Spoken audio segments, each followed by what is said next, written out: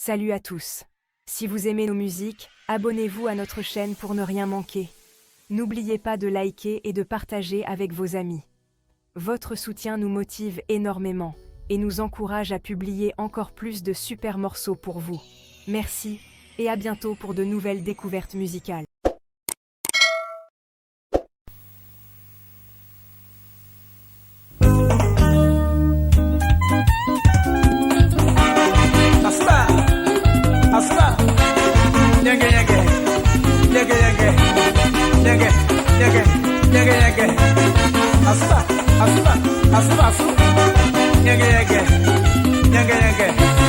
Ayiwo samapa.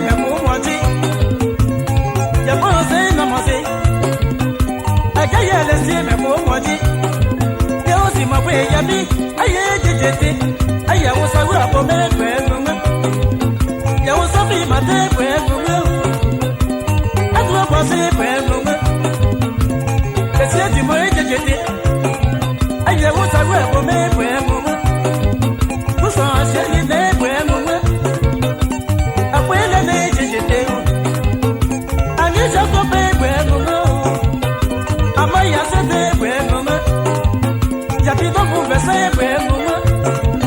Aïssa Félissé vraiment. Abatou de foyer de jeté.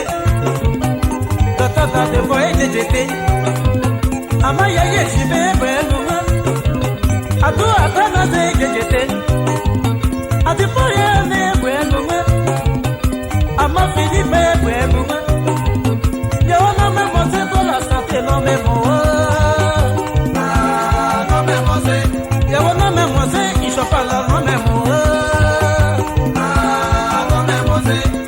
Aman fonsa mo bi ko me yewo. Baba se pa se kuna ko me peo. Se kuna ko me peo, ma to baba so ba me te. Que se vale ma que se me pa so.